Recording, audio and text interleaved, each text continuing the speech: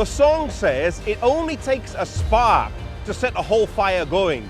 And once the fire was lit in one part of Europe, it spread quickly to other areas.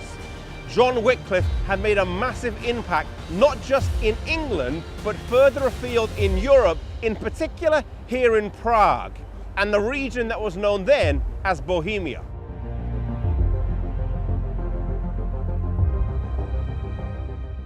John Huss was of humble birth, and his father died soon after he was born. His mother sought an education for him, and he was able to get admission to the University of Prague as a charity scholar. As she reached Prague with her son, she knelt down and prayed that God would bless his life, a prayer that was answered again and again. He soon distinguished himself by his tireless application to study and by his blameless life. Upon completing his studies, he entered the priesthood and rapidly rose to prominence, soon becoming attached to the court of the king. In a few short years, he was the pride of his country, and his name was known all over Europe. Today, they've built a statue to commemorate him here in the Old Town Square.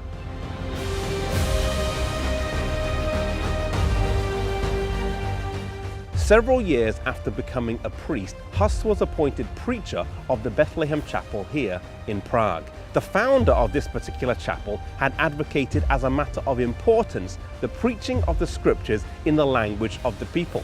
At that time, there was a large degree of ignorance concerning the Bible, and Huss also believed that it was vitally important to preach the scriptures in the language of the people.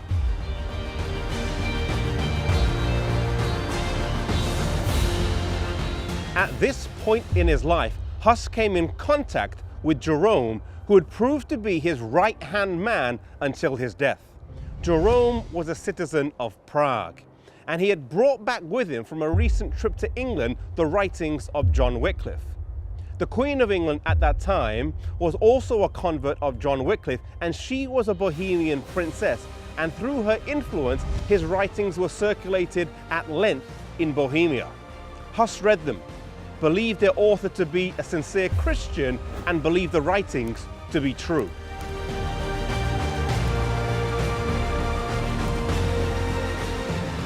Huss's impact was growing, not just here in his homeland, but also in neighboring Germany. And soon news of the work here in Prague reached Rome, and he was summoned to appear before the Pope. To go would be fatal. The King and Queen of Bohemia, the nobility and the government all asked for a local trial, but this was not granted. The trial of Huss went ahead in his absence, during which the city of Prague was put under interdict. This struck terror into the hearts of everyone. No church services could take place. Baptisms, funerals, weddings, those ceremonies that were so key to life in general were not allowed to take place. And through this means, Rome was able to hold sway over the people.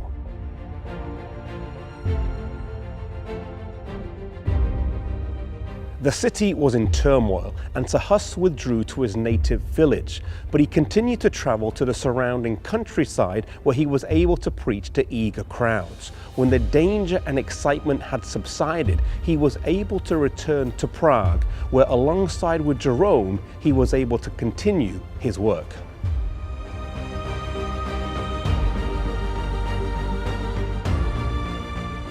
During this time in Europe, there was not one or two, but three rival popes, all claiming to be the vicar of Christ. This abuse of power in the church was something that many men strongly condemned, Huss being one of the loudest voices. The emperor at that time, Emperor Sigismund, called for a council in Constance, Germany to settle this dispute once and for all, and also to deal with some of the new heresies arising from men such as John Huss that they didn't agree with.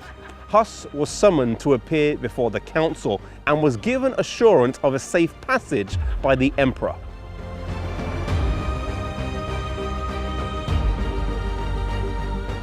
Even though he came of his own free will and under the protection of the emperor, upon his arrival, Huss was thrown into prison. The building behind me was used as a prison, and it's believed he was held in the Round Tower.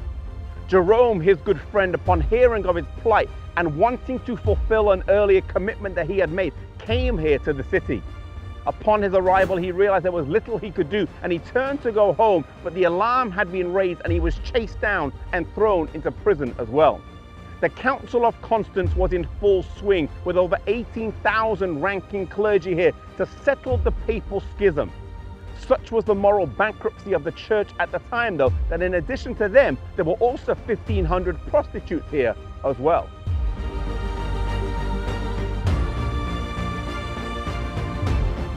Both were brought to this church at different times and with vastly different experiences. Huss was brought here, and it's believed he sat in row 24 and gave a resolute and powerful defense of his faith. Jerome sadly initially recanted in September of 1415. The papists wanted a fresh confession and brought him here on the 23rd of May 1416. His conscience had been bothering him, and under the impression of the Holy Spirit, he regained his courage and faith and came here and gave a defense of the Bible once again and pledged himself to stand by it and recanted his former recantation.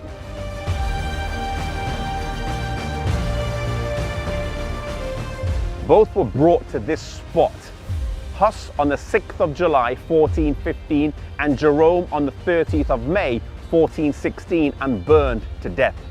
Both bore themselves with courage right until the end, with one commentator saying, "Both bore themselves with constant mind when the last hour approached. They prepared for the fire as if they were going to a marriage feast. They uttered no cry of pain. When the flames arose, they began to sing hymns, and scarce could the vehemency of the fire stop their singing."